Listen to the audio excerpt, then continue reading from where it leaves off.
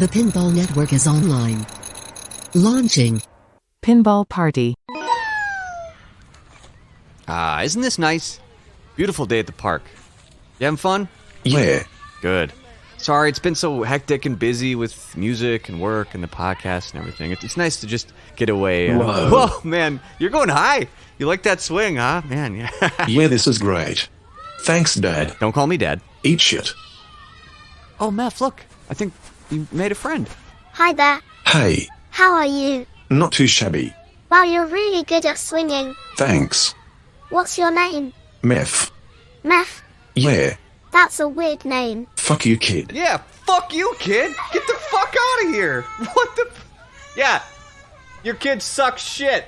Jeez, I'm sorry, Meth. That girl was a bitch. Oh. Oh. Yeah, Oh, hello. it's just a horse. Whoa. Not a big deal. Nice. Horse.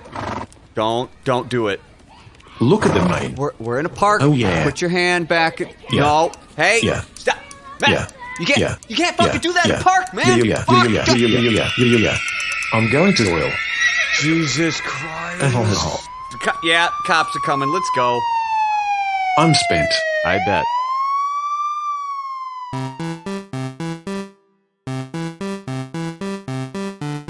Welcome to episode 35 of the Pinball Party Podcast.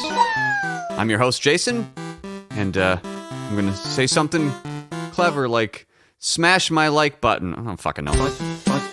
If I have to hear another YouTube video start with, "What's up, guys?" Like, I'm gonna fucking lose my shit. That's enough of the "What's up, guys?" I get it. We've tickled your like button. We've listened to you tell us about the newest monitor from Asus. Or look at this mouse. Here's my opinion. Look at my lighting and my RG. Yeah, I get it. It's just the internet gets to you after a while. Anyway, speaking of getting to you, David Dennis, you bitch. Fucking guy on TPN. Heard of him, David Dennis? One of the hosts of the fantastic podcast Silverball Chronicles. He sends me a message on the TPN Discord. What's your address? You know. Okay. No idea. I thought maybe it was, I don't know, a Pinball Network hat or a sticker. No. Here, David, let's just do it. I hope I don't gag. I hope I don't choke. I hope I don't puke in the pinball pantry. Blech. All right, so he sends me some chips. I don't want to eat these. The Canadian chips on top of that, so you know they're terrible, right? Anyway, all right, we got two things here quick. Mabel and I are going to try them. We got Lay's ketchup. Probably not bad. And then Lay's all dressed. I don't know. Half of it's in French. What the fuck? Here we go. I got the Mabel mic set up. Let me try. You can try the ketchup ones first, Mabel. What do you think?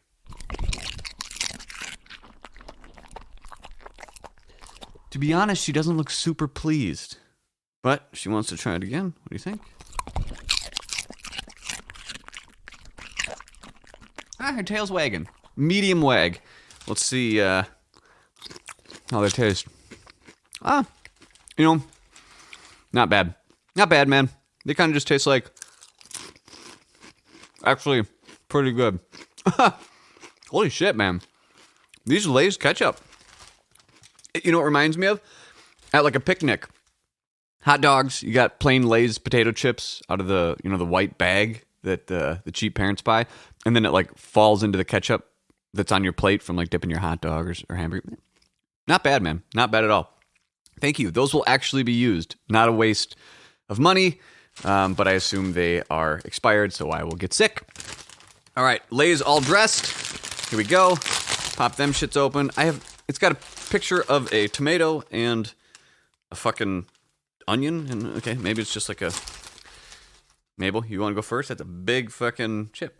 What do you think? Okay, that's a big wag. She got herself a big wag on that one. So let me try, Mabel, and then you can have another. Okay. I don't know. It just tastes like a salty chip. fine. What the fuck? These are good, man. I gave him a bunch of shit. Like, I'm going to throw up with whatever. Mabel, here you go. Oh, thanks, Mabel. All right, top tier, man. Thanks for sending those in. Pretty great. I hope I don't gag, I hope I don't choke, I hope I don't puke in the pinball pantry. Blech. Also pretty great is Pinsomniacs Pinball. I mentioned him last week and had Nick on a few weeks ago. Anyone in the Florida area, go check out pinsomniacspinball.com. You'd be doing a disservice if you play pinball in the Florida, Jacksonville area and don't check out pinsomniacspinball.com. Either on their website, Twitch, Facebook, go follow them. They have machines around the state, setting up tournaments. They have machines for rentals, special occasions, upcoming events. Really just a fantastic group to work with in Florida and really bringing pinball to the forefront. So in the Florida area, Jacksonville, southern United States, Pinsomniacs Pinball. Another fantastic sponsor of this week's show is Marco's Specialties. We talked about them last time when we went a deep dive in tools and the extra things that you can do for your pinball machine to make it easier, things to have on hand. But when you want to get those extra things, get them at Marco's Specialties. Top tier customer support, all the parts you need for a pinball machine. You need a weird screw size, they got it. You need a weird nut size, they got it. You need one of the tools we talked about in last week's episode 34, Tool Talk with Rachel and Cale, they got it. Any sort of pinball accessory or additional little thing you need for a pinball machine, marcospecialties.com. They got what you need, including an awesome knowledge center. You can shop by category. You can shop by game. Oh, does anyone have this weird part in stock? You know, Marco probably does. Ooh, you're quite the bully when you want to be, aren't you, Parker? Problem is, Eddie Brock isn't the same guy he once was. Why don't we introduce you to our better half? We call ourselves Venom. Holy shit, no one saw that coming. Venom by Stern Pinball, officially announced via a small little teaser trailer showing some flashes of Zombie Yeti's cabinet art, and a few more details have been trickling in along the way. Big thanks to Jason Knapp for getting some of that stuff out on his website, knaparcade.com. Go check that shit out. And Flipping Out with Friends just yesterday, had a lot more info. You know, I don't even want to tell you because it's actually pretty cool, except for one thing. I'll tell you one thing, and then everything else, go check out on Flipping Out with Friends on the Flipping Out YouTube channel. Go check it out. I don't want to spoil a lot of that. It's a fantastic show, by the way. Flipping Out with Friends every week. I've been on it in the past. Thank you very much. Go check it out. It's one of my favorites of the week. Also release that shit in podcast form, you sons of bitches. But the little news nugget I want to say, that's awesome too. Quote me if you want. Jason from the Pinball Party says, that's awesome. Is that Ray Day is part of the coding team for this game. I'm going to leave it at that. All the other little nuggets, again, go check out Flipping Out with Friends on the Flipping Out YouTube channel. But we do know the reveal will be next Tuesday? The 18th. Let me pull up the calendar while I'm just casually saying this, like, oh yeah, okay, Tuesday, July 18th, we're going to see the game, and then it'll be at Comic-Con. We all believe. If somehow this is not the game at Comic-Con, I will shit my pants on air. And I guess it means that Reddit guy was fucking wrong. Hey, I don't think it was some troll saying it, but teeth. Shit, I don't know. We'll have to speculate some more. Maybe it's that empty November spot in Stern's production schedule. Only supposed to be 2 cornerstone games this year, Foo Fighters and Venom, and then in November it's blank. Is it going to be a vault? Is there going to be a lot of teeth? We don't know. We'll have to Craig Bobby that shit and wait and see. But I do know when Venom comes out, and you bet your fucking panties I already have my name on the list, I'm going to buy that motherfucker from Flipping Out Pinball. Hey, Meth. What? The fuck? What? That's your cue. Get on the mic. Oh shit.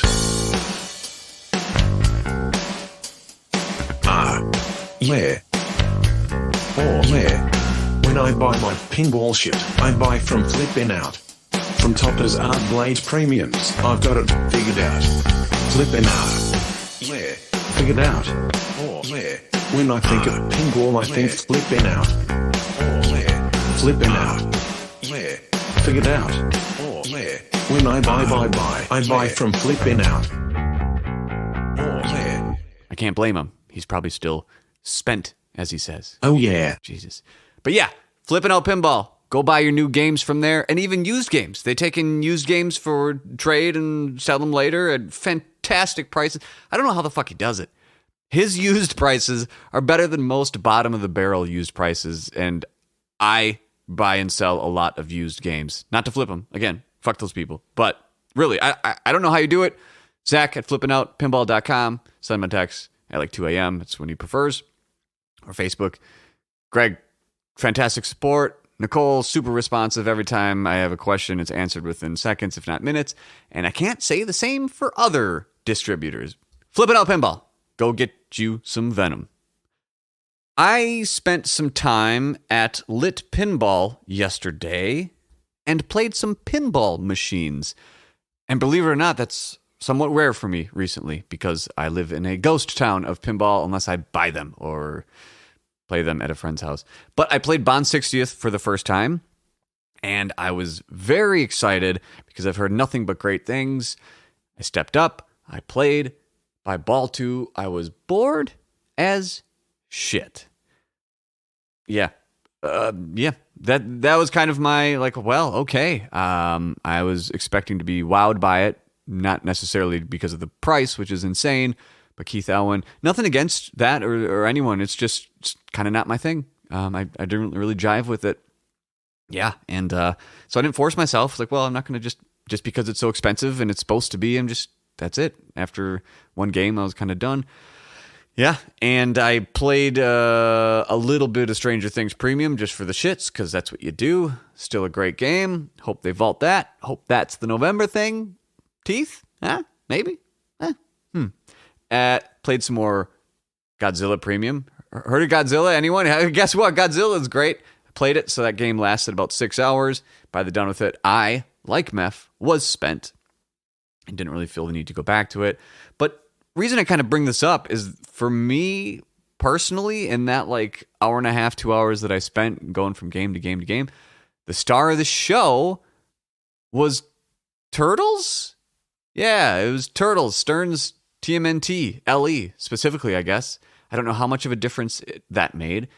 I owned a Pro in the past, and it was the fastest game out of my fucking house.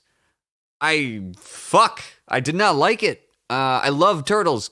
Again, born in 82. Reference. Yep. Turtles. Love it. Leo. Get wrecked, Raph. I mean, anyway, Leo. Leo's my guy. But I had it at home, and the thing that made me get rid of it so fast was not the art, because the art is fantastic, was not the lights, because blinded by the lights. Fantastic light show. Sound, great. Animation, great. I think either one. The cartoon assets, fine. Or the CG stuff, fine. Nothing. But that fucking inner ramp, I cannot get the timing of it. I could not, and I cannot, like I can on the Warp Ramp or Keith Elwin's Third Flipper games, or most Third Flipper games, you find it after a little bit. I can't for the life of me find the spot on the flipper for this game. And if it were not as important as it absolutely is in this game, it's so crucial to be able to hit that shot. I wouldn't be so frustrated with it. So maybe it was because I didn't have to own it, so playing it on location was a little less like, owner's guilt of having it, not a $6,000 to $10,000 thing sitting there that like you don't enjoy much. So it was only 50 cents, to play it. And I kept playing it. I don't know, I probably played 10 games just there, and going from Bond 60th to Godzilla to Stranger Things to the Addams Family, they Lit Pinball Bar, LIIT in Minneapolis, fantastic place to go. Also previously known as Tilt Pinball. But through all the games, TMNT is what I went back to over and over. Someone, if you can see the writing on the wall, someone's got to talk me out of getting a Turtles in the house again. I don't think I need to get a Premium or an LE, but shit. So please write in pinballpartypodcast@gmail.com and talk me out of this stupid decision that I might make before you can even reach me. But on the way out, right before I was leaving, I looked to the left. I said, hello, Foo Fighters. Hello there. Nice little LE sitting there with the expression lights, which is the first time I've played Foo Fighters with the expression lights. That game is still so fucking good. And I miss it immediately. As soon as I started playing it, okay, need that back. I think I'll wait until the expression lights come in, just for a change of pace. But the expression lights make a world of difference. A world of difference. The game, it's still just as good, if not better. God damn it. I shouldn't have sold it. But that's the way of things and the way I do it. I'll get one again, for sure, premium, if not an LE, if I can't wait for the expression lights to come out. I can't say enough good things about Foo Fighters. Nothing has changed. Still amazing. One of the things that got to me immediately was I felt the bass. All right, so an LE has upgraded speakers right to 5.25 inch in the back box, and the cabinet, I don't think so. But it says on the feature matrix that includes upgraded audio and 3-channel amplifier. So in my head, as someone who knows audio very well, both from how it works hardware-wise, how it works software-wise, how it works compression, EQ, mixing, mastering, I know it very well. I'm like, oh, what does that mean?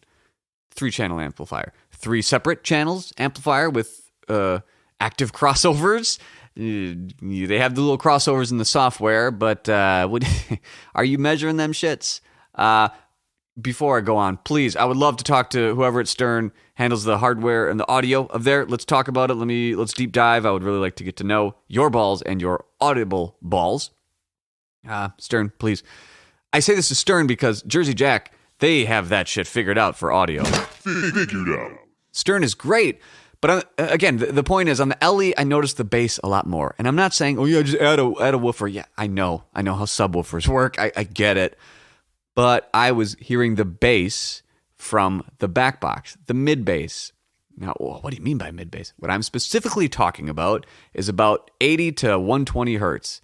80 hertz to 120 hertz, for those who want to know, is where you kind of feel the like bass drum or the kind of like kick in something. So for me as a drummer and hearing bass drum hits in songs that I know very well, aka Monkey Wrench, the one I almost always pick on Foo Fighters, I'm hearing the bass drum a lot more. So I actually went to the back box and felt like, is that where I'm feeling the bass or is the cabinet? It was the back box. Bigger 5.25 inch woofers, yes, will give you more bass. But to drive that bass, you need a little more juice. So I quickly, discorded a couple of TPM people like, hey, is this feature matrix thing about the 3-channel amplifier bullshit or not? Is there actually a different amplifier in the LEs to drive these speakers better? The consensus is no, there's not. It's clever, quote, deceptive, quote, marketing on Stern's behalf to say there is a 3-channel amplifier when I think there always is an amplifier, and they're just stating it in the LE. Again, let's talk about, please, Stern, I'd love to pick your brain about the actual factual audio bits of Pro versus Premium versus LE and how you're measuring them, how you're setting them up, and all that kind of stuff. But hearing it with the bass up, could have just been turned up at the place. Seeing the expression lights, all that really made me miss Foo Fighters and want that baby back in the house.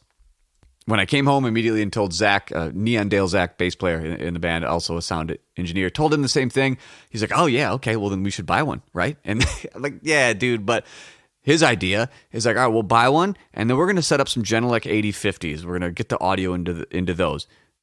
For those who want to know what those are about $1,500 a piece reference monitors that Genelecs are often used in studios across the world. It's one of the industry standards. I mean, he's just like, yeah, let's throw like 10 grand in audio in one of these and just see what happens.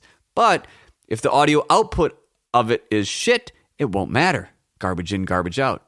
I'll digress here. Hopefully we can talk more about Stern audio in the future. But until then, I think you guys kind of got to figure it out. On the marketing of said audio. And speaking of marketing, I'm very honored, humbled, happy to have on our next guest, Thomas Dodson, who is a fantastic resource when you want to know about marketing things, social media, getting your business or name off the ground. And Cale was nice enough to bring him on board to kind of do a deep dive and honestly let me ask him some stuff. So I do actually, unfortunately, talk about myself a little bit here a lot because I was just so giddy having this resource and talking to him. But we wanted to bring him on to help any of those looking to build your brand, whether it's a pinball arcade, a pinball podcast, a pinball streaming, anything of how how do you do that in this day and age? How do you market it? How does social media play a part? And we often use myself and my, want to succeed in the music industry with Neon Dale as kind of an example of how to do some of that.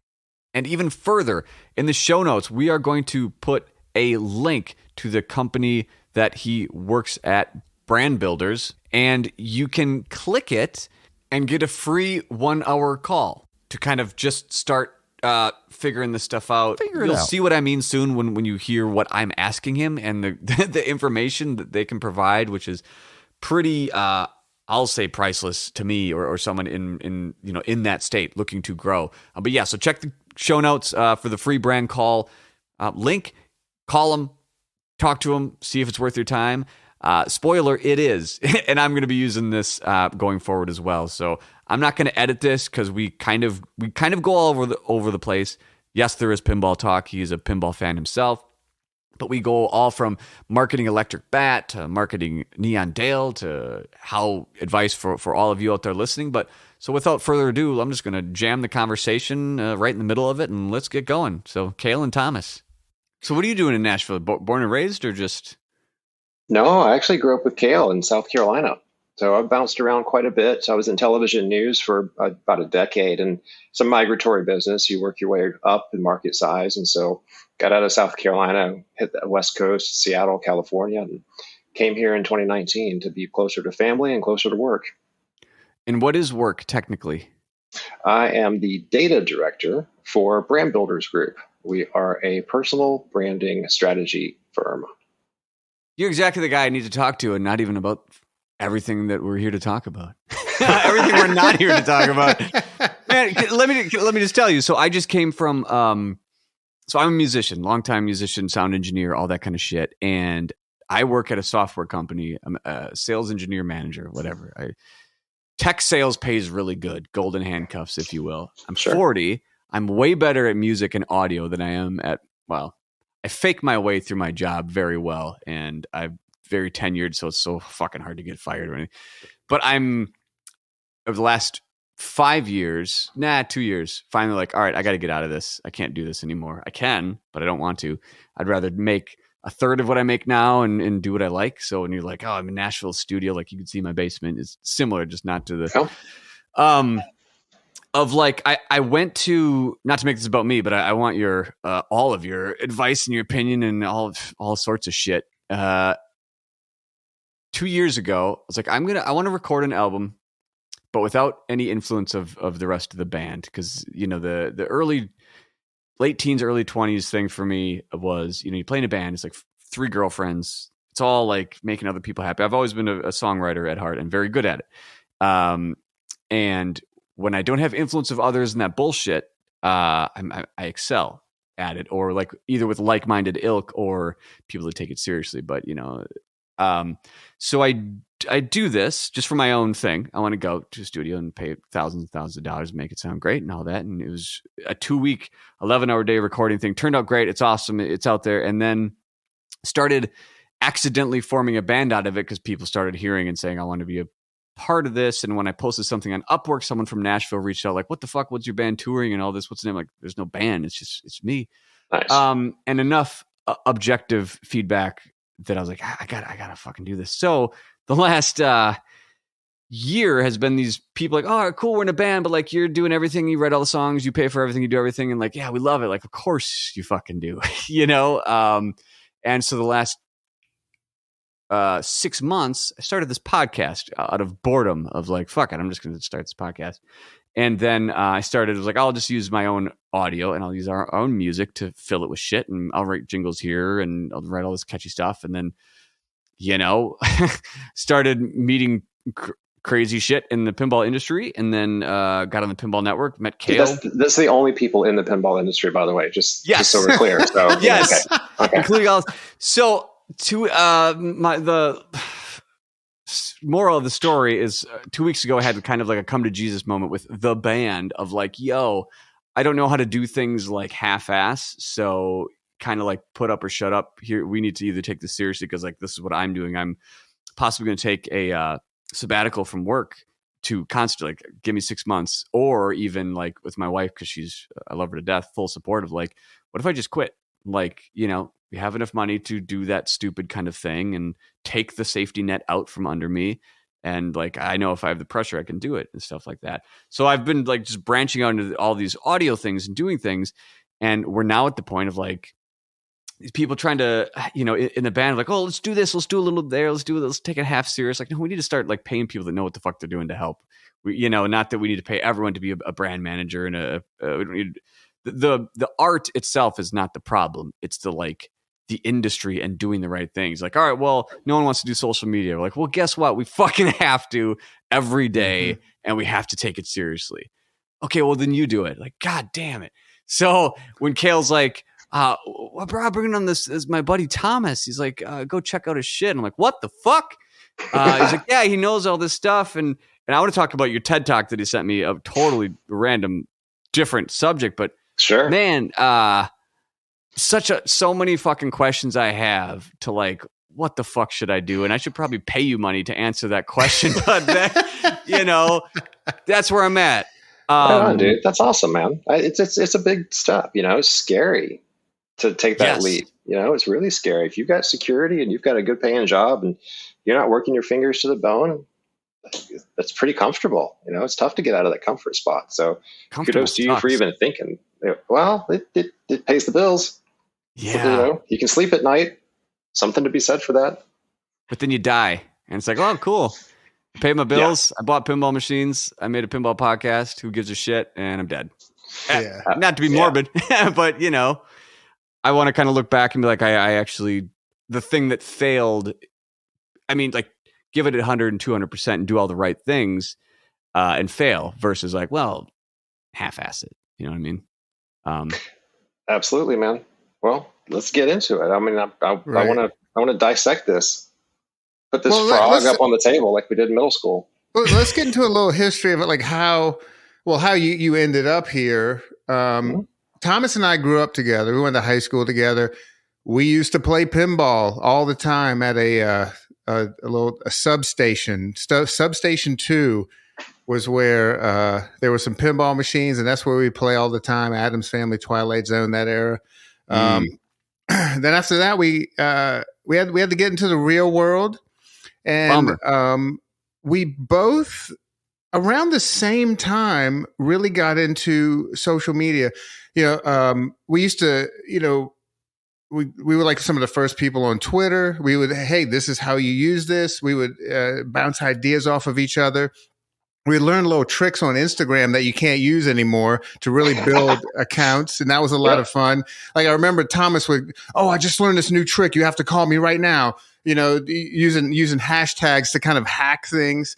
But I thought it'd be cool to bring them on because a lot of people ask me for social media tricks or just how to run it because they've seen the Electric Bat social media and my stuff's so guerrilla and renegade. I think you need to hear from the professionals. Oh, dude, but that is your brand, is Renegade and Gorilla. That is the Electric Bat brand, and that is the pinball brand in a lot of ways. So it just comes natural to you to be that person. And when you've got that content and you've got that audience, the technical side of it really is inconsequential. You know, you're just so pure at what you do that it works. Well, thank you. Because you're so knowledgeable in this field, and before we go down that rabbit hole, let's actually talk about pinball for a second and something that Cale and I think more so Cale, want to get to know your balls. We're getting to know your balls. Let's talk about pinball. So getting to know your balls is asking you various questions about your preferences in balls, silver balls, if you will. Sometimes we divulge into the other ones, but do you have a favorite pinball game? Yeah, I do. And it's Twilight Zone. And it's the OG, like Cale was saying, you know, that era of the OG Star Wars, the Twilight Zone, Addams Family. That's what got me into pinball. You know, before that, I remember going to there was the convenience store up on the corner where my dad would sit in the back and play video poker. and they had those old kind of pinball-y games. I don't even know if you call those pinball, Cale, but you kind of gambled on them, right? I think those were bingo machines, but Is that what it was? But it looked like a pinball machine, right? Yeah, it looked like an old wood rail. Yeah, exactly. And so, I mean, that's kind of what I thought of as a pinball machine until, late 80s, early 90s rolled around and you started seeing these new machines come online, and it was cool. So definitely. So do you have a preference of location play or home play? I don't see any pinball machines behind you. Actually, let me ask you that question. I've never actually asked this question. Do you own any pinball machines? I do not. Am I your first guest who does not? I don't know. No, you're not. Yeah, surprisingly, you're not. Doc, I know myself, and I have addictive personality. So if I had a game at home, I would just be doing that all the time. That would be my thing, and it would annoy the dogs, the neighbors, my wife.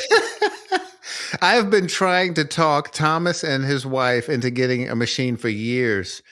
They won't bite. It takes up too much room, but they do like to go out and play. Good. It's a good time. I commend you for not having any machines. I actually don't either. I sometimes find it an addiction, not the actual playing of it, but the kind of like buying, selling market. It's a whole can of worms.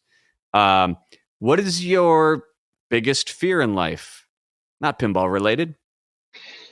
The one that actually scares me, the one that actually affects my body is turbulence. And I just can't stand it, man. And I've read so many books and I've listened to so many podcasts, and it's an irrational fear. When you can rationalize something and you're okay and it still scares you, that is by definition irrational. So I get through it the best I can. And it's, what it is though, it's worse when it's clear air and everything's just great and you're just cruising along, and then all of a sudden you just hit those bumps. And it's like, in my mind, if you're going through a storm, if you're going through clouds, it's like, yeah, that's reasonable. That's rational. Of course there are going to be bumps. But I just hate it when you're just like cruising along, you're watching, Crazy Rich Asians for the 17th time, and then boom, something hits and you're just like, shit. That's the one that gets me going. Are you a Xanax guy for the play? I am. It does help. It takes the edge off. I will say that. Yeah. And about 6 vodkas. Oh shit. I can just do half a Xanax, and I don't necessarily need to if I'm flexing, but I mean, I don't like turbulence either. Those ones where like you drop like 30 feet and like boom. Yeah, man. I've had a couple of really bad ones. I'll tell you my worst story ever, and I'll make this quick. But my wife and I were flying from Vancouver back into Seattle. It's probably 3 or 4 years ago, and it was a massive, massive windstorm, a wind event happening up in the Pacific Northwest, and they were about to ground all the flights out of Vancouver, and they let one flight go last. Us. Should not have happened. It's not a very far flight. I mean, I don't know off the top of my head. It's maybe 90 minutes. If that, sure. Probably shorter. Just a blender the whole time. Just up and down and drop in and the whole thing. And we start descending into Seattle. And I've felt a lot of bumps and jarring and stuff, but the plane felt like it was actually going to flip backwards. It was doing this weird thing. And so people were crying, and I don't know what it was. Maybe it was because I just knew we were going to die. And I'm the guy who's scared of turbulence. I just started laughing because it was like beyond comprehension, right? It's like you can't even wrap your mind around how bad the situation is. Whoa. And we come into land and we're about to hit, and you hear the engines rev back up, and we take back off, and the pilot comes on and says, sorry, we're going to have to circle around. We missed it. We got blown off course. And so again, you're sitting there for another 20 minutes just doing that thing. And we were supposed to fly home to Sacramento from there. We had a connection through Seattle. We weren't going to get on another plane. Nah. We didn't do Pass. it. No, we just rented a car and drove home. It took us 2 days. No. We were like, I'm not getting on the plane right now. It was that Sounds like bad. A good time. I would have done the same thing. Fuck that. No way. But obviously flown since then thousands of times. But that was a bad one. That was a really bad one. So the more you do it, the easier does it get, or no? You'd think, right? It just doesn't. And I don't I wish I've been to a therapist to talk about it. Ended up getting Xanax from him because he's like, "Here's what you need." So Yeah. Was it a prescription or just on the side? Like he's like, Right, "Here, just- try these." I met him out back. He popped his trunk and he's like, "Yeah, here you go." The big bag. He's just like, "Here you go." His name's Spike. I remember when I had a MRI for something in my head. I don't know, brain something. And they're like, "Oh, 'cause I'm very claustrophobic." And I'm like, I can't fucking do this. Like, oh no, we'll hook you up. I'm like, all right. You know, I didn't know, like, what are you gonna inject me with? I'm gonna be able to just Xanax. And I'm like, oh, nah, you're gonna have to give me more than Xanax. Like, how about 3 Xanax? Like, okay. Yes. And then like the third one, I'm like, fuck yeah, let's go in that tunnel. What's in that tunnel? You know? That stuff's powerful. All right. Well, Cale, other than that one time, though, I will say one last thing about turbulence, and then I do. Courage isn't the absence of fear. Courage is recognizing the fear and doing the thing anyway. Yeah. So other than that one time I've told you, I never let it stop me. And even though I know I'm going to have this experience, I can always tell myself it's short-lived. I'm going to be fine. I know statistically I'm going to be fine. I know everything's going to be okay. And I know that where I'm going to is going to be awesome because I have awesome friends and families and adventures. And so you just got to get through it. That's the thing. Well, I will. Next time I'm going to fly, I always get a little bit. I'll be like, well, I could be Thomas. Could be worse. So now I got that. Thank you. You know how many people say that? It could be worse. I could be Thomas. That's like, helps people get through the day all over the world. So thank you. Appreciate it. Cale, did you slide this in here? Or is this a leftover from Canada's? Because the next question I have on here that says, why are you an asshole? This is that's leftover from Canada. Because I was wondering, when I saw the list, I was like, where did that come from? Yeah, never mind. That's a deep, we don't even need to get into that. All right. I think I know this answer. Do you like, love, or hate fixing pinball machines? Or never have had to? I've never had the pleasure, so I will say I love it. Why not? Yeah. Thomas loves it. Hates turbulence, loves fixing good. Ramps or spinners when you're playing a pinball machine? What do you like hitting? All day, ramps, man. What's something you want in life? Wow, what's something except that I want for not being afraid of turbulence, because that's cheating. Yeah. I got asked what I wanted for my birthday the other day, and I drew a blank as well. So I'm pretty happy. I know that's a shitty answer, but I'm pretty happy. You want it to continue. There you go. Nice. Let's just keep doing this. How about that? That's what I want. I want to have that feeling. What's your favorite game moment? And that Wizard of Oz pinball game, play that one when everything just goes freaking crazy on the game, and the house is spinning and shit's just flying everywhere. It's like, oh yeah, I'm in a twister, baby. Yeah. Or old school, Da Babushka. Oh yeah. God. I wonder how much. I guess we'd classify you as a casual, which is not a negative connotation. I wonder what. I'm actually most curious what you think here.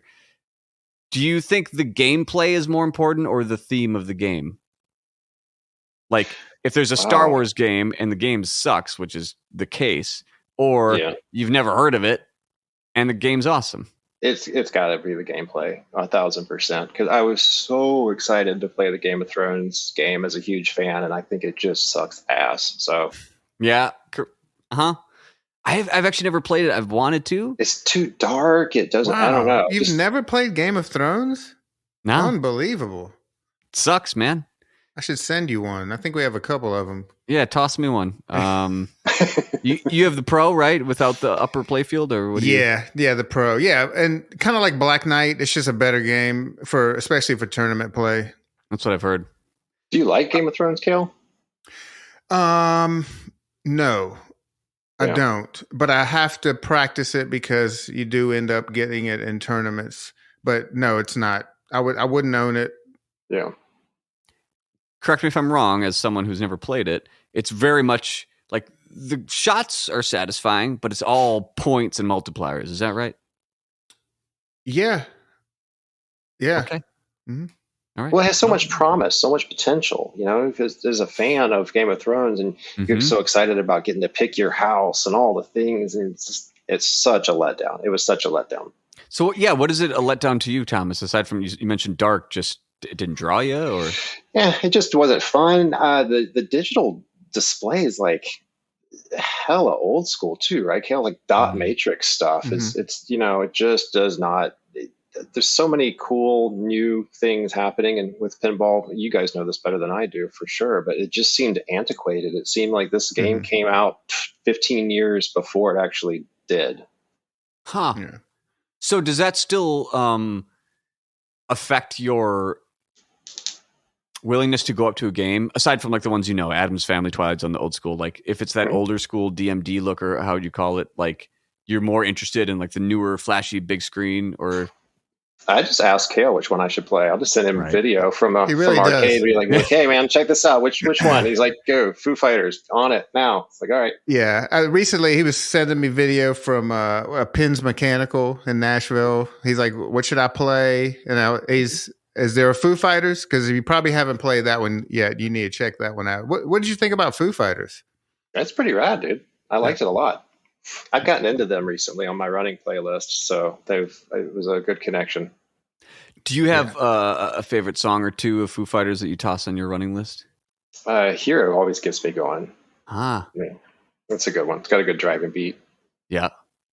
Once Monkey Wrench hits, I can do another 5 minutes on the treadmill or another few reps. Nice.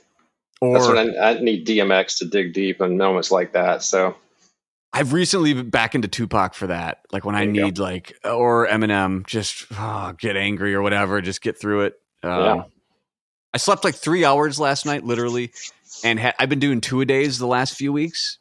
Gym twice a day, weightlifting both times, just because sometimes I do it for a while. And so today I just struggled just to go. It was a pull day, so rows and pull-ups and stuff. And the only way I got through it was, just tons of pre-workout, stim-free, and just a lot of 90s rap really loud in my ears and being angry. There you go. I did it. It works. It works. Yeah. Man. It's powerful. Music can fucking... I do change Pantera. everything. Like Cowboys from Hell or whatever. Vulgar display of power.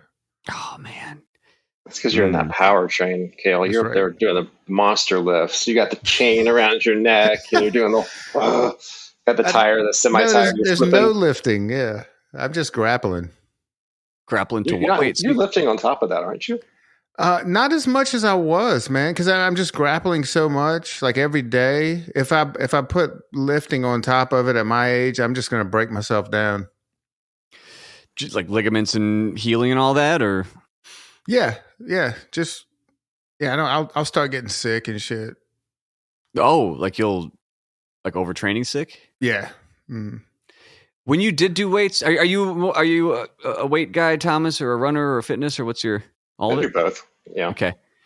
I've been, I wax and wane on the like my preferable workout is like a push pull legs, 3 days on, 1 day off, 3 days on, 1 day.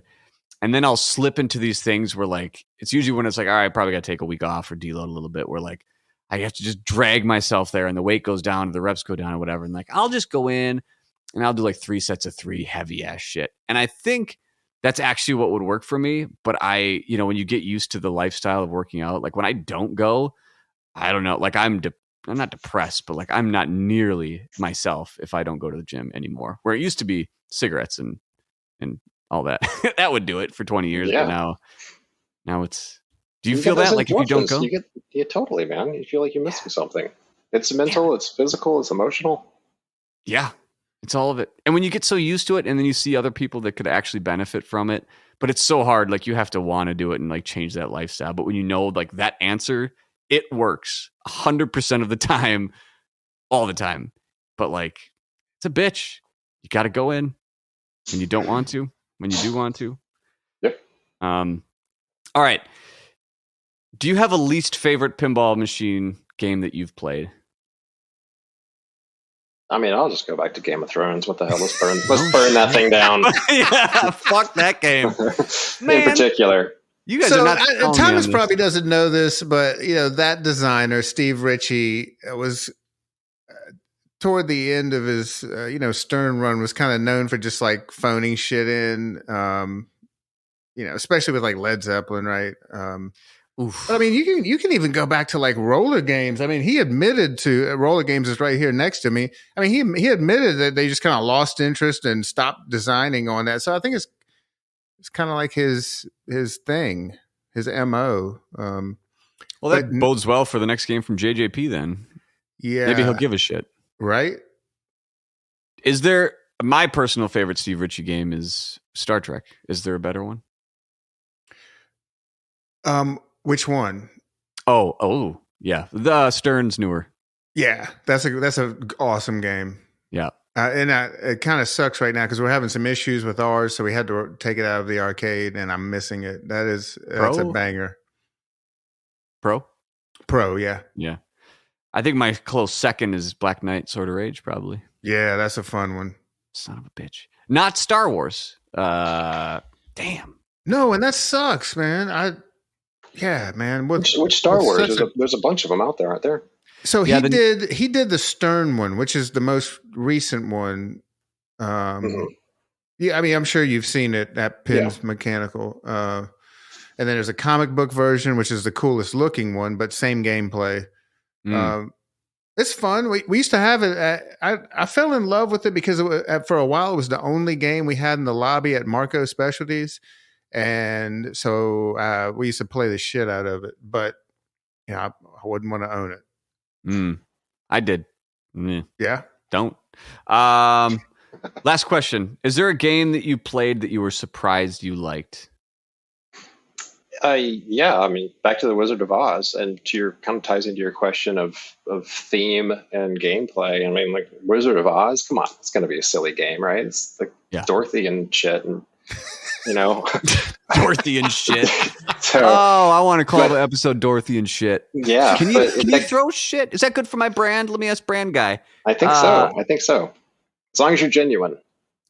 It's very genuine, Dorothy and shit. Okay. Yeah, there you go. And it turned out to be fun. I enjoyed it. I know probably a lot of purists don't go for that kind of thing, but I just thought it was a good time. Dorothy, I'm not texting someone. I'm writing down Dorothy and shit. Any problems, Cale, with that as the episode title? I think no, not at all. Let's run with it. Dorothy and shit. Well, thanks for letting us get to know your balls. Sure. So very interesting balls. A little different. Yeah. Different. They're clean. That's a good way to put it.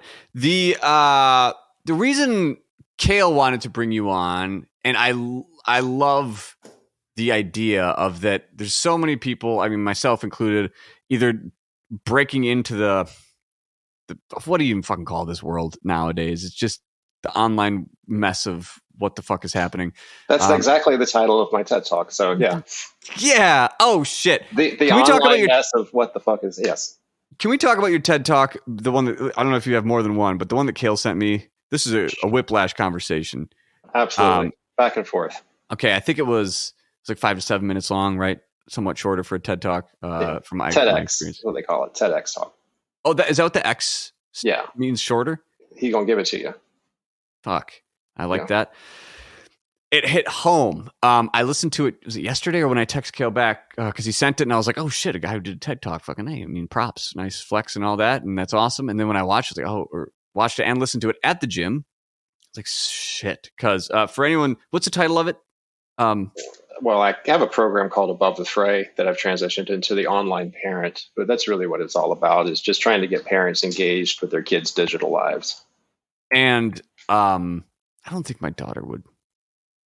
She would let me share this. She's 20 in 10 days. Everything you talked about, lived it. The like how important it is. I don't want to say especially for girls, but if fuck the pressure they go through. It destroyed her life for like 5 years. Social media, totally. To the point where, she had to be hospitalized for certain things. And then when you go there, the social workers and the doctors are like, oh yeah, no, it's 100% the phones and social media. It's not a guess. It is.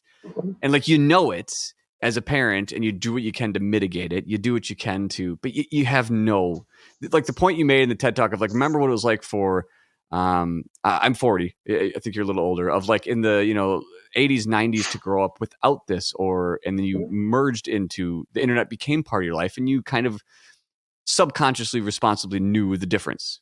They don't have that benefit of knowing like this is not real per se. This isn't, you don't have to. The pressures that they have of physical, emotional, the likes, like I remember that age is so impossible without that of just like, does she like me? Is he my friend? Is she going to stab me in the back? Is he going to stab me in the back? Do they like me? Am I ugly? Am I fat? I mean, like it's insane. Adding that where what they see is this surface level, like everything is perfect for everyone else but me. Of course, depression is on the rise. Of course, suicide is on. Of course, like what the fuck? We're not evolved to handle that. And like, so when hearing that talk, I was hoping it was like 5 times the length. So I wish it was longer because I was captivated. I was like, fuck, man, this is.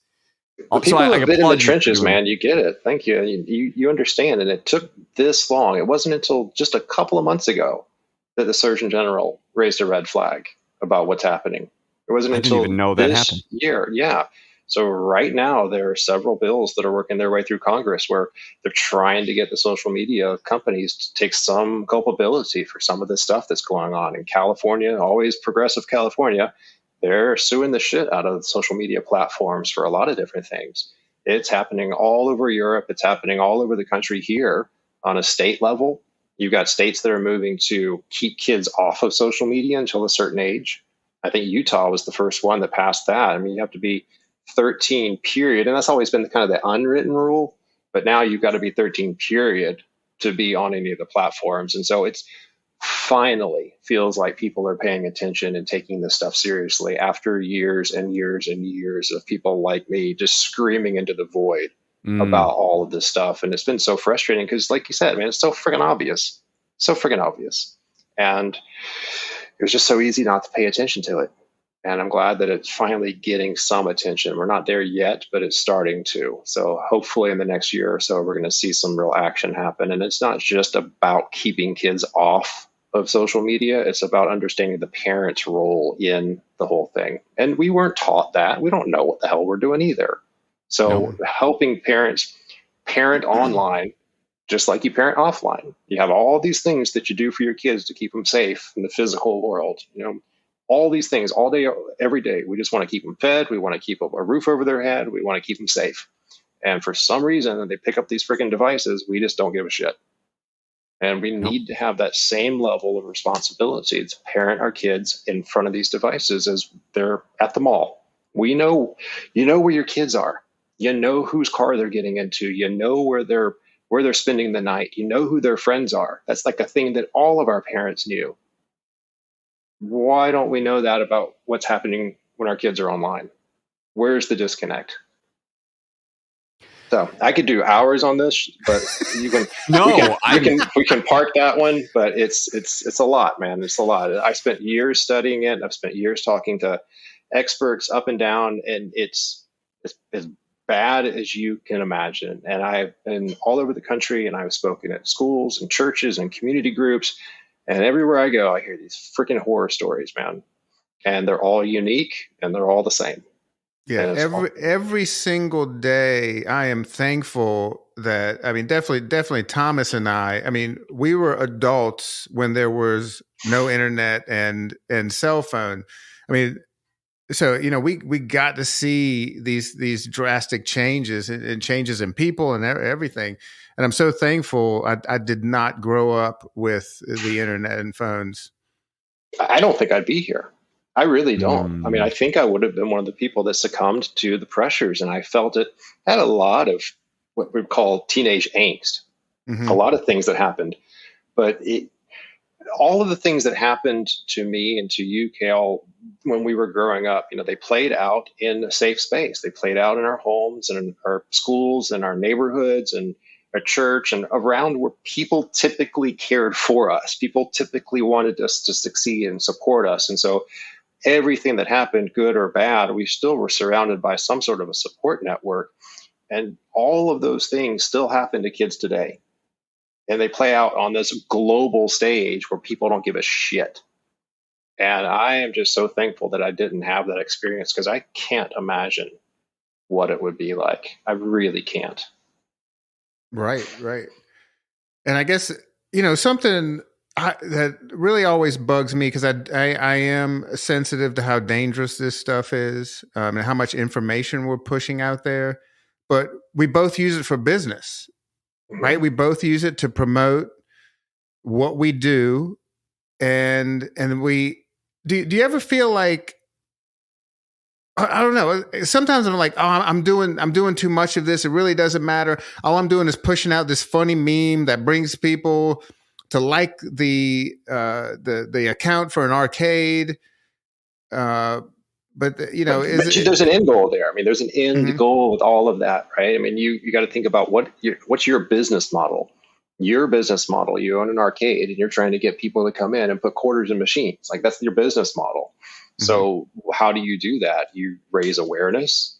You increase the visibility. I mean, there's all of those things that go into it. So you're doing your job by posting funny memes, and people respond to that. Yeah. Man, I wish it was that simple I guess it is, right? It's just putting in the work and doing it and doing it and doing it and doing it. Well, so here's the difference, and what my company does, what we do all day, every day, is we are a personal branding firm. So we work with people, not companies, not businesses. And there are stark differences between working with a business or working with an individual. So working with an individual really starts with the fundamentals, breaking it down to its core, who you are, what your message is, who your audience is, all of the other stuff being social media, the other stuff being building an email list, starting a podcast, creating a keynote. All of those things are kind of secondary and tertiary to the primary. And that is figuring out who you are, what your personal brand is all about. It sounds very simple on the surface, but I was going to say that sounds hard as shit.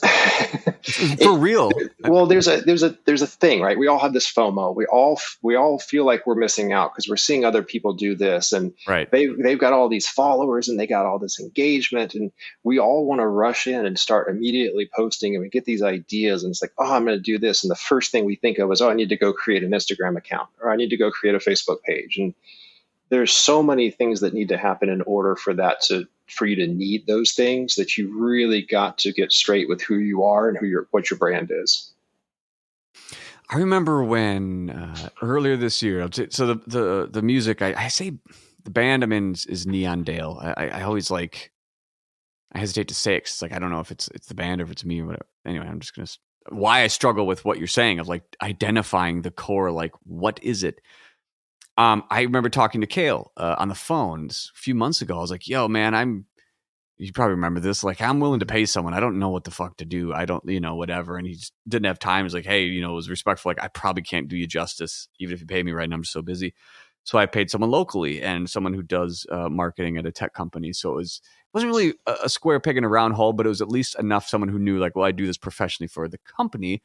Let's see what I can do with my knowledge for you. And that was the first thing. Okay, what's your brand? I was like, fuck, I don't know. Well, who's you? And asking the questions, because I'm a humble person, I guess, just to say it, even though that sounds like I'm not, I am. So what's your message? Well, I don't fucking have a message. You do. You do. So check this out for a second. Yeah.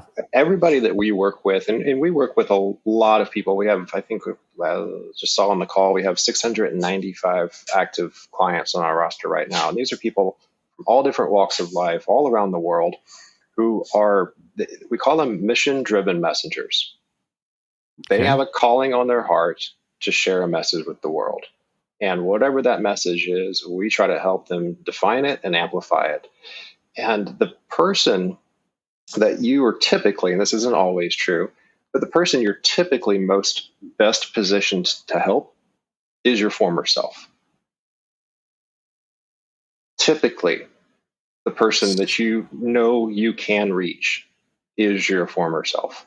And you're saying who in your position. Oh, no, right. Who you used to be, who you were. Okay. So what can Jason from 2023 learn, or what could Jason of 1993 learn from Jason of 2023? So we look back and we see the missteps that we made, and we don't want other people to make those missteps. A lot of our clients are coaches and consultants and people that are trying to change the world one person at a time because they went through a traumatic experience. They had something that they dealt with that they had to overcome, and they did it. And now, like, oh, I had this breakthrough because of whatever the thing was, and I want to go share this message with the world. And so, I mean, that's just a calling on someone's heart to get out there and help. And it's not the financial first. It's not, I need to go make money, so I want to build a personal brand. The money comes, and there's nothing to be embarrassed about by saying I want to make money doing it. But it typically comes from just a place of, hey, I need to get this out. Yeah, I know that feeling. Shit. But it's just like you mentioned, it's a scary thing to like admit that. I'll just say, like, I don't know. For me, I'll use me because I'm the only example I have. I'm not here to talk about me. I'm just, it's first a scary part of like, I need help. I don't have all the answers. And like, what the fuck is that? And even when I was calling Cale, like, to be honest, like I was kind of like, shit, I don't want to sound stupid. Like, I don't know how to do social media. I don't know how to do this. I don't know what I'm doing. But I didn't. And that was, for me, a first step. Like, I don't fucking know. And I can see what you're up against. Like the world is just like this overwhelming, like, oh my God, where do you even start? I don't know. I mean, that's like such a broad question. Do you get that a lot of like, hey, I have this, you put it, the mission in my heart or something like, yeah. Where the fuck do you start? Yeah. I mean, we get people all the time. I've written 3/4 of a book and I don't know what to do. I mean, it's just it's the constant thing. Or people have, they have an established brand and they're doing the thing, but it's just not working, right? The dominoes aren't quite falling. And so some people are starting at 0 and some people are starting at 7, and that's okay. It really is. And so wherever you come in on the chart, it will all work, and they're just core fundamentals that we run people through and help them determine. They call it the brand DNA, right? What is your brand DNA? And break it down into the smallest form possible, bite by bite by bite, and build you back up that way.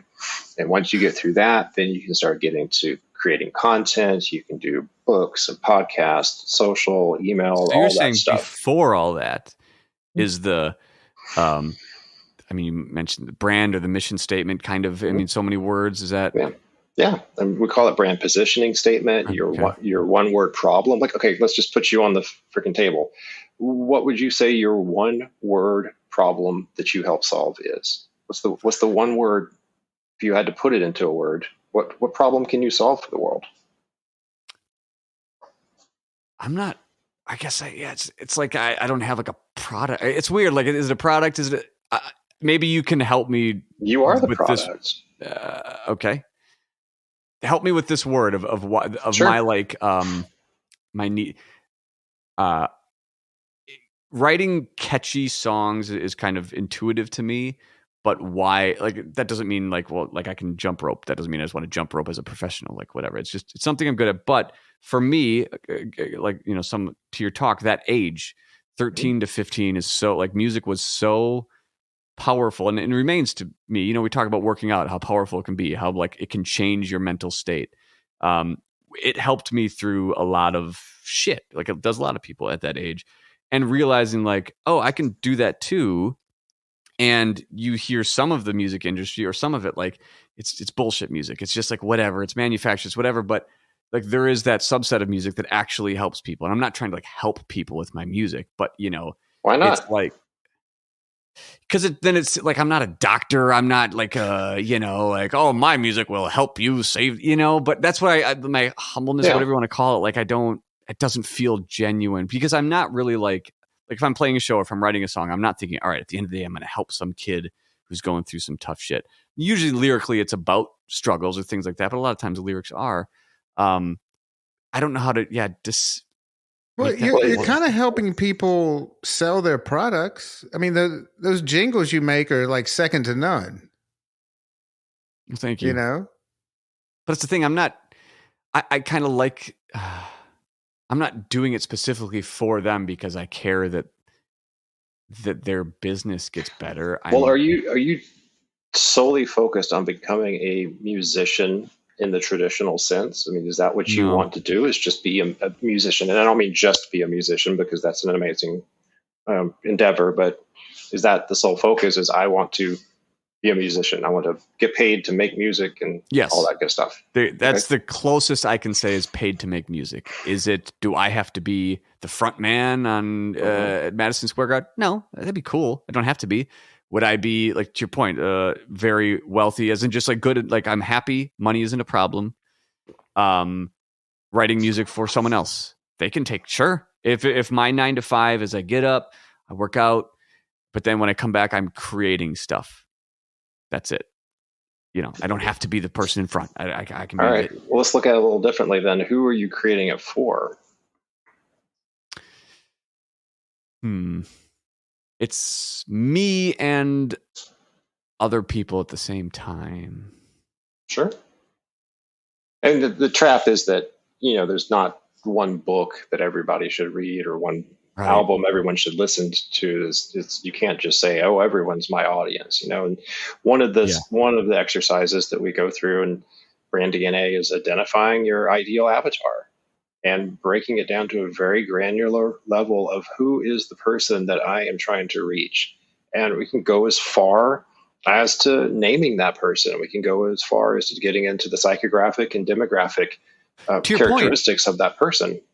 Not to interrupt, but that's exactly like what I'm thinking about, even though I'm not trying to help someone, but if I'm thinking about how is this kind of song, like, you know, I always have some sort of vision for, you know, or like a tone or something. It is to like that impressionable, not just age, that mindset of like, I need to know I'm not the only one out there dealing with whatever this is. That's kind of what I'm writing it for. I love it, man. That's awesome. I'll give you an example of one of the TV stations that I used to work at. This is way before I got into any of this stuff, but one of the TV stations that I worked at was really into the Nielsen data. You know, and they just, if it was in the Nielsen data, then that's what we did. Like what people want and what we're going to give them. Basically, that's what television is anyway. But this one was just so rigid. And so we figured out that the viewer, we knew who our viewer was. And we had a life-size cardboard cutout of a Hispanic woman in this corner of the newsroom. And everything that we did, we thought about her. Would she want to know this story? How would she want to see the story presented? What words would she be responding to in the story? And so, not to get like super militant with it or anything, but that's just a lens that helps you look through things. And, you know, if you're targeting adolescents, I would not encourage you to put a cardboard cutout of a 15-year-old boy. No, and that's why I'm not necessarily targeting adolescents. I guess what I was okay. Here's a better way to put it. You know, when you hear a song for the first time, pick something catchy. Name of a catchy song. Help 'em Gangnam Style. Okay, shit, that's a bad example. Chocolate Rain. Chocolate. I mean, we talk about Tool a lot, I think, here or there, but that's kind of. Are you familiar with Tool? I'm familiar with Tool. Yes, I wouldn't say I'm a fan, but I'm familiar with Tool. Okay, it's like you hear a song, and there's a song on the radio or something like, oh, I like that, right?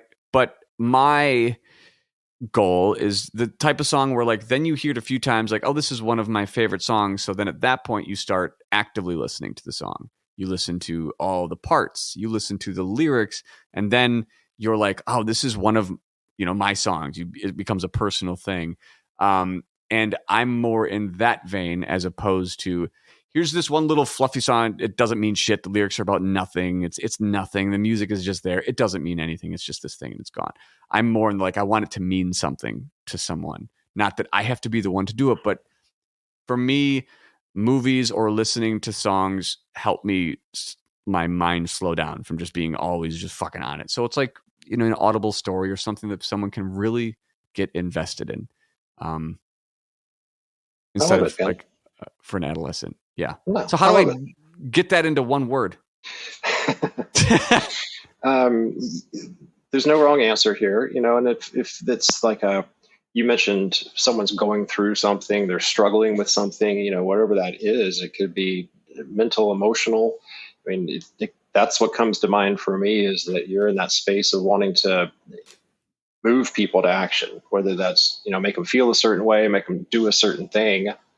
There's all kinds of ways to dissect that. And I don't think we're going to solve that Rubik's Cube in the next few minutes, but that's just one exercise that, you know, that we go through when we talk about how to build a personal brand is the word you solve, the one word problem you solve. And it can take a long time. long time, and it can change over time as well to come up with that. So if we take for those out there trying to start let's say a pinball podcast or a pinball arcade or a pinball company, don't do that. Okay, yeah, don't do that. You get a word. I guess a lot of businesses. I mean, I'm not trying to cheat, but it's like money. Yeah, It's primary business model. That's a big component of it. How are you going to monetize this bitch? And we're not doing this for free. It's not through altruism. And people deserve to get paid for their hard work. So, what is your monetization plan? For an arcade, pretty clear, right? People come in, buy drinks, they put money in machines, they buy a T-shirt. For others, it's different ways. It's endorsements, sponsorships. You want to go out and win tournaments, and there's all kinds of different ways that people monetize that brand. What's funny?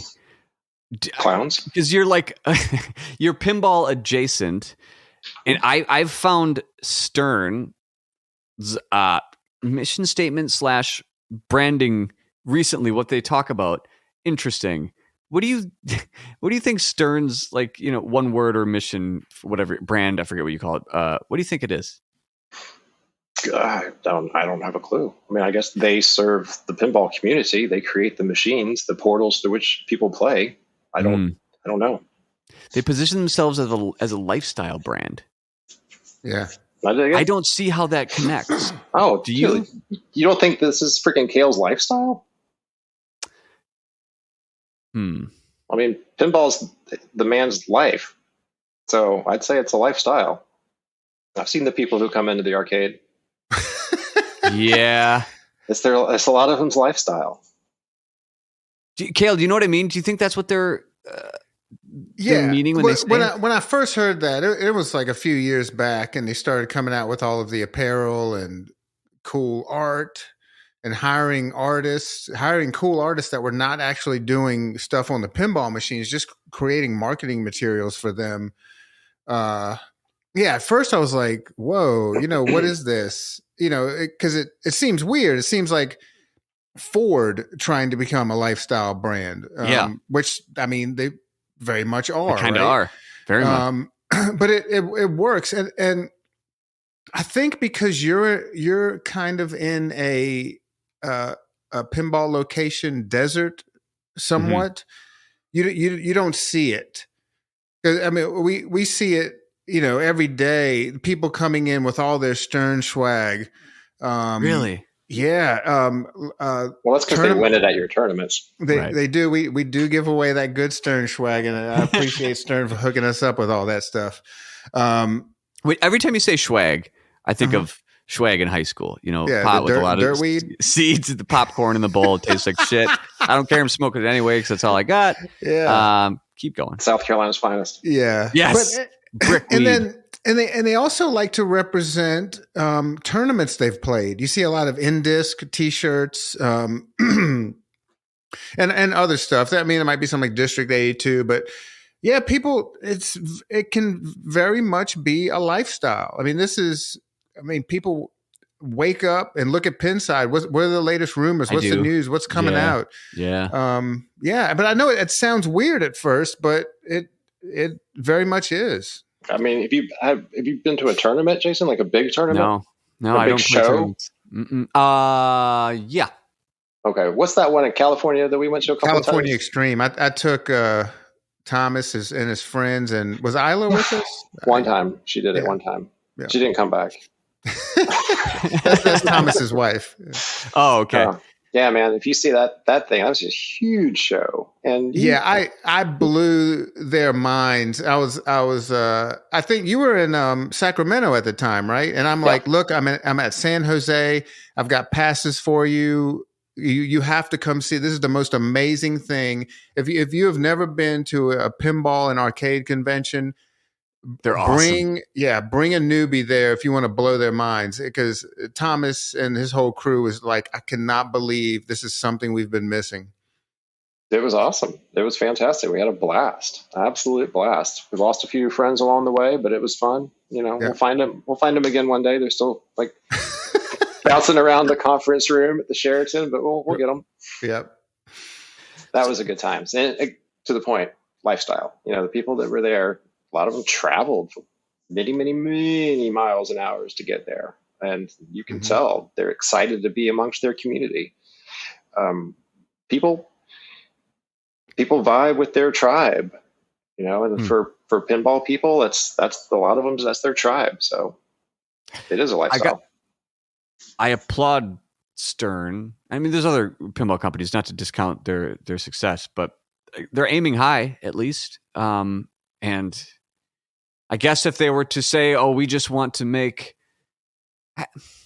because to me, I don't see it as, not that they're wrong, I don't see it as a lifestyle brand. I see that a company that makes the best pinball machines. I would have assumed that's their goal, to make the best pinball machines. I feel like the lifestyle is just a result of everything that's happening anyways. I don't know. Maybe they can take credit for it. Maybe they can't. I get it. I get what they're trying to do.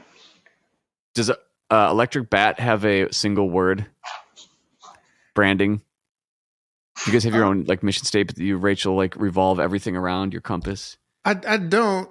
I mean, we haven't thought about it, but I think it just naturally happened. And it's all about fun. It was never about money. It really wasn't. We love doing this, and we think it's fun as shit, and we want to turn other people onto it. And I mean, you can come to our arcade with a $10 bill and buy a beer and play a bunch of games. We still have a bunch of games that are 50 cents. So it really never has been about money. It has been about entertainment and fun. And on the social media side, just being funny, being comedic, giving you enough information, like when we're open, and we have food and drink, and we have pinball machines, and the rest is just to show our personality and how fun we are, and we're usually there, So, I think the mission statement was fun, like serving fun to the public.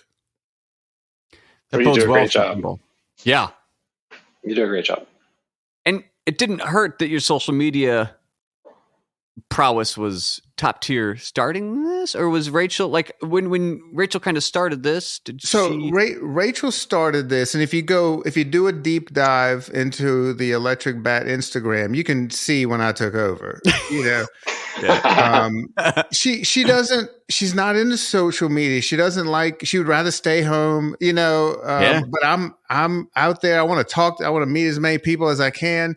And that's what, when Thomas and I first got into social media and realized that we could make money running this for companies, like people would pay us to do this. We were very natural at it. Both Thomas and I. I've learned a lot from him, and he's probably learned a little bit from me. Sure. But it's kind of like music with you. I mean, I would love to be able to sit down and play guitar like you do. You're just very good at it. You have this natural thing. You write jingles and commercials that blow me away, and I'm a musician, right? Yeah, we had this thing that comes natural to us. And at first, when I started running the Electric Bat Social, at first Rachel was like, "Hold up, what the fuck are you doing? This is not my style." And I said, for months, I said, "Trust me, this will get eyeballs. This will get people talking. What wasn't her style? Because you guys seem like the same humor, the same everything. Yeah, we are. I've taught her a lot. I've taught her how to let loose a little bit, but her originally it was her dream. It was a very horror driven thing that she wanted. She's talking about you. Oh yeah, speaking of horror, look at that. That's creepy. Yeah, and like creepy art, creepy feel, creepy sounds, and I was like, just let me do this. I'm going to bring attention to this thing, with comedy and fun and cool art and all that good stuff. And it worked. And she was like, you know what? I really had to warm up to it, but you were right. This is how you get attention. If there's one thing you know how to do is get attention, and I think that's what social media is all about, because there's so many people out there doing this. Yeah. You have to be able to stand out. One thing I love, and I knew they were killing it, but this is the kind of stuff I'm talking about. If you follow Wendy's, Like follow Oh, yeah. Wendy's on Threads. They obviously hired a writer or a comedian because this shit is just not about hamburgers. but you want to follow them to go, what is this person going to say next? You know, Absolutely. They do a great job. yeah. On Thread, I've been following them on Threads. I'm loving Oh Threads. yeah, you say Threads, and I forgot that that's a thing. Yeah, that's a thing. That's a hot thing now. What do you think about Threads, Thomas? Should arcades be using it? Wow, that's a great question.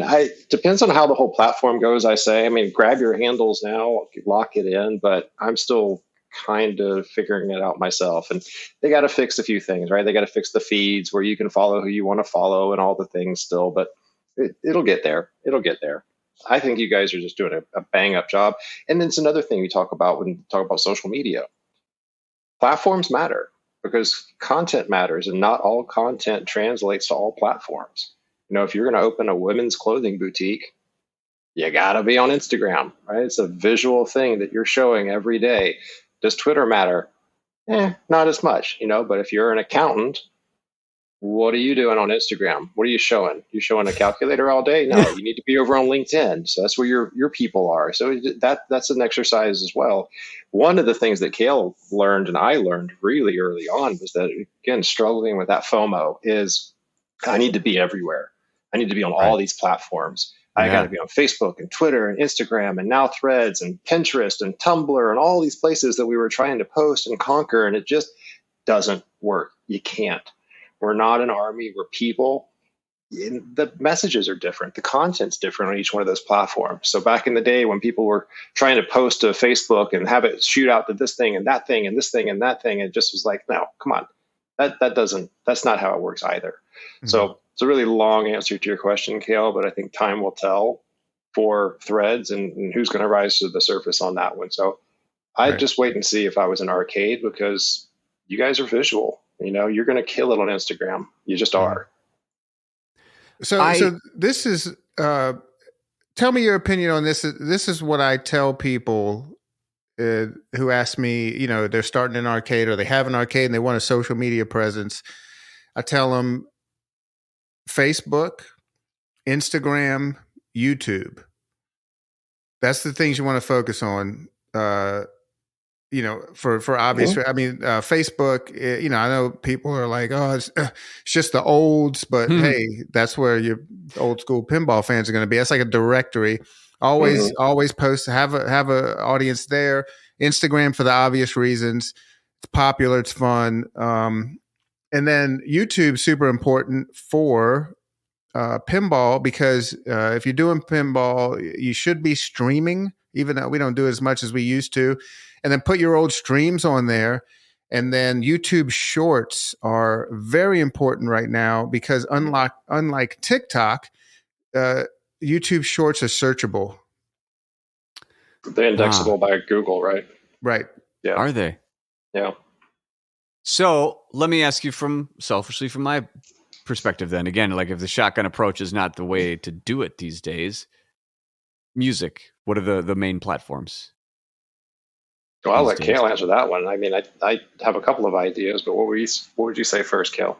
Well, obviously Instagram. I think you just kind of have to be on Instagram, you know, but I would do YouTube because another thing, the videos and the shorts are searchable. They're indexable, you know, they're indexed by Google. Super important. I mean, shit, they're owned by Google, right?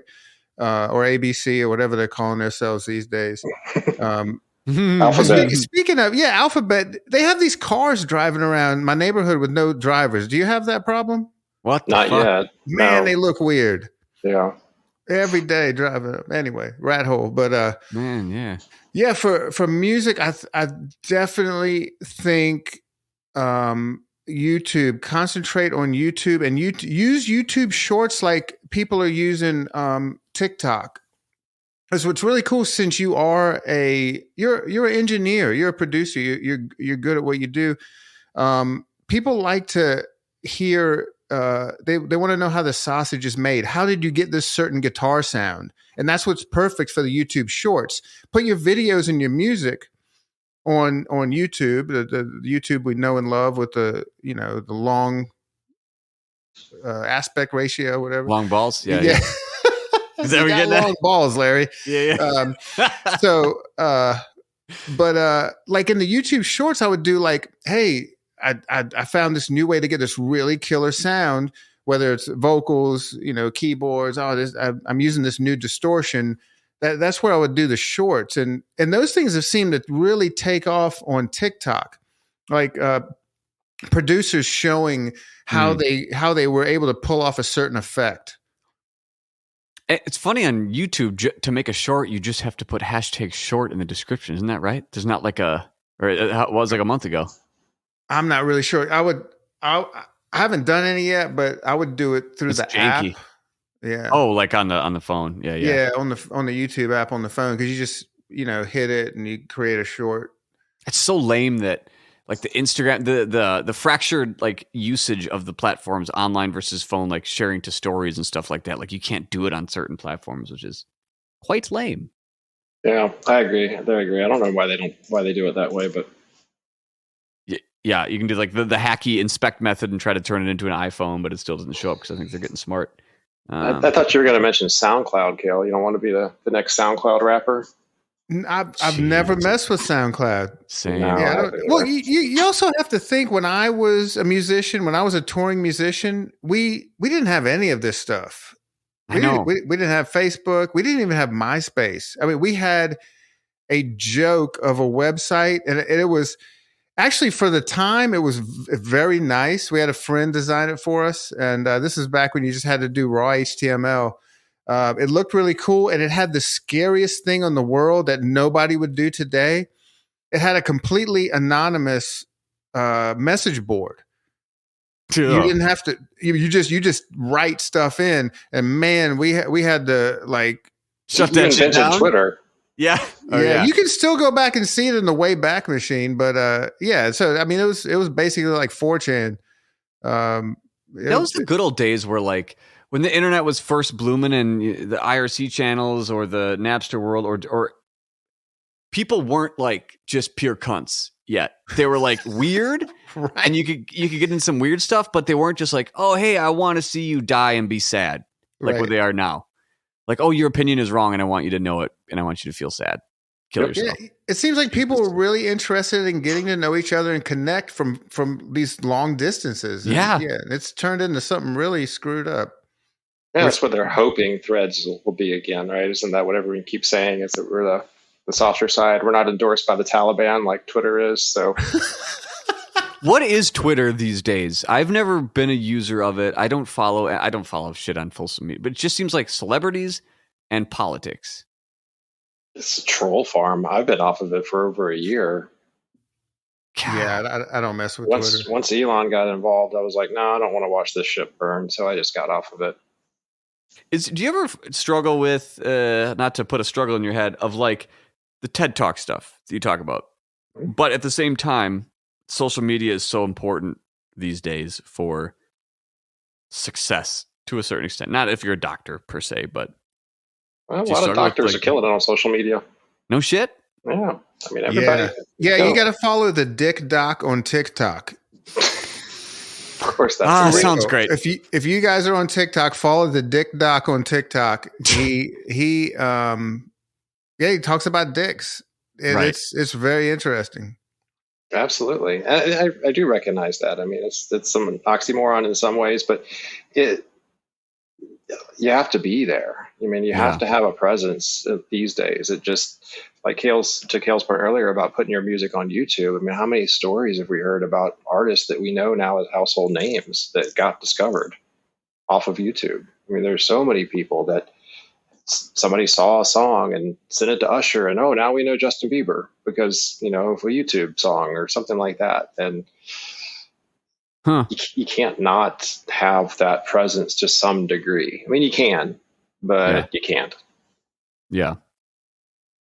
Probably should be posting a bunch of little shorts on LinkedIn. Like, look at this fucking shit. CEO of Napster, or of Nabisco. Project managing.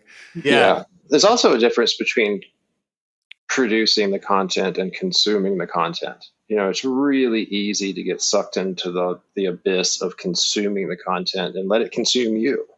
And it's, doom scrolling, whatever you want to call it, where you just sit there and read all the bullshit, and then you can start to feel it in your psyche, man. You can start Oh, to yeah. feel like, I don't like this. I don't like No. this. But if, your job is to get in, post, get out, then that's, something completely different. I'm going to say you're elevated in any way, shape, or form. You're not better than anyone else. But, if you can separate those two a little bit, you're giving yourself a fighting chance. So between your two brain trustees, let's say the people out there, pinball again, starting arcade, starting a YouTube pinball channel, starting a podcast, any sort of media-ish or any sort of pinball realm.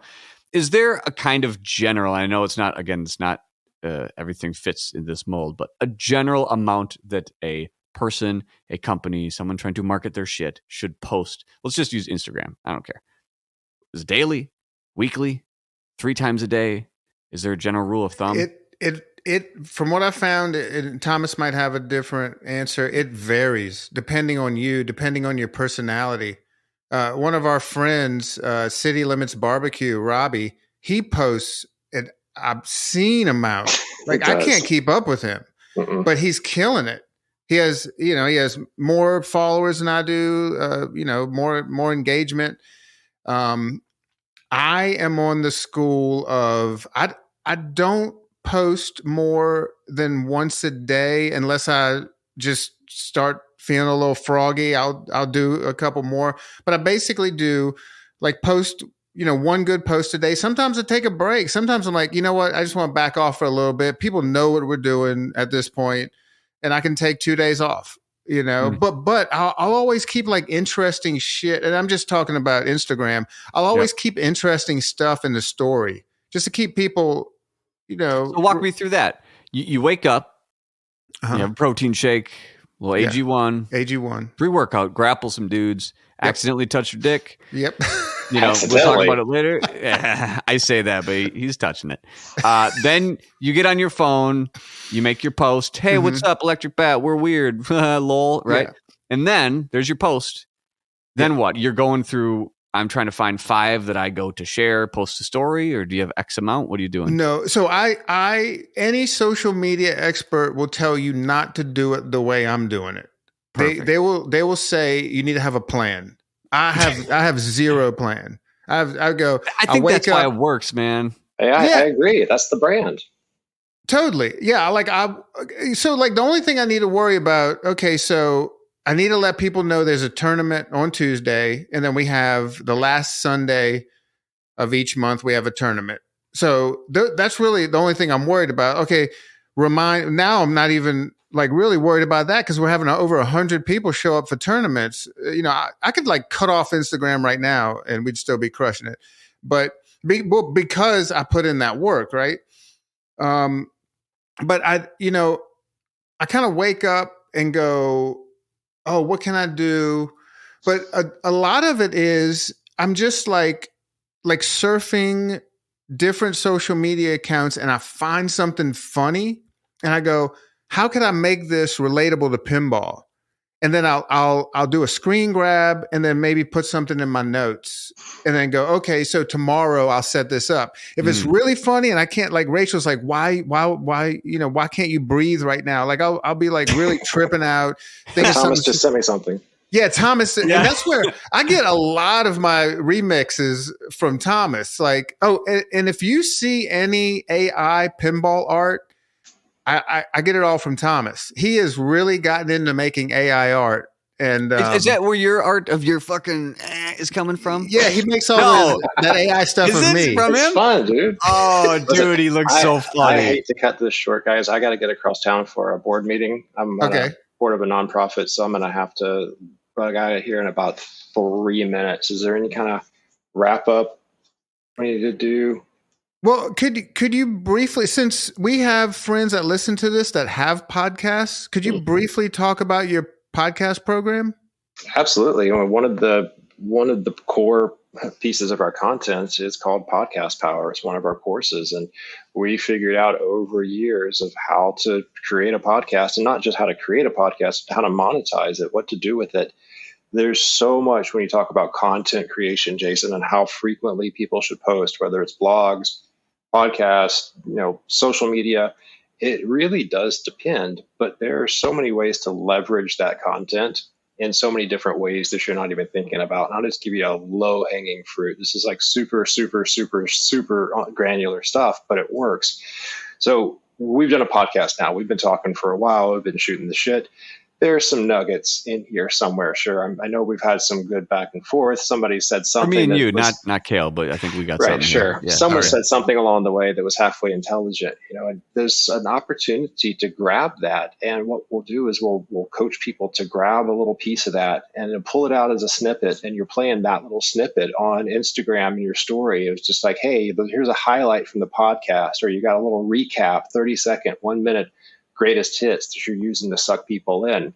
Then you take that and you transcribe it, and then boom, you've got all this text. Well, now you can start maybe massaging it into a blog post, a mini blog post. You've got drop it into Canva, and boom, now you've got a cool piece of art that you can share on Instagram. That's a funny quip from the podcast. And there's so many different ways, and people don't see your content. They just don't. I mean, we've said this for years and years and years that the belief is that about 12% of your followers see your piece of content at first. And then we're so hesitant to share something again because it's like, oh, I already shared that. Well, you shared that to 12% of the people, but 88% didn't see it. So repackage it, repurpose it, hell, share it as is again. So the struggle is I've got to keep creating this content. I've got to keep creating this content on and on and on. But you've already done a lot of the work and it's there for you. So it's little things like that. Yeah. All right, bitches. You're going to see a lot of short, weird shit coming out of the pinball party. Get wrecked. Thomas, thank you. I know you got to get across town, man. Some of this is just invaluable. Keep up the awesome nonprofit work. That shit is more important, I think, than anything. And it was great talking to you. Please come on again sometime. I'm sure people have plenty of questions for you. Again, go check out Brand Builders. There's a link in the show notes to get some more amazing marketing and social media advice from Thomas Dodson and the company. Thanks again for joining the show. Thanks, Cale, for bringing him on. For Jason, Cale, and Thomas, this has been The Pinball Party. And this will be the song Lost Forever by Neon Dale. See you later. I know